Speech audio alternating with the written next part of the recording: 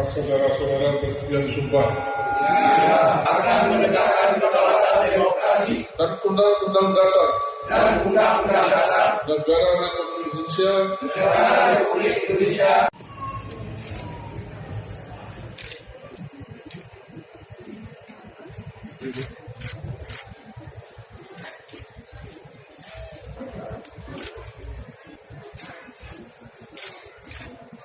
Membangkitkan semangat baru dalam pengembangan anak, menjalankan tugas dan fungsi sebagai regulator, meningkatkan partisipasi masyarakat dan transparansi dalam pengelolaan dan pemanfaatan dana kampung.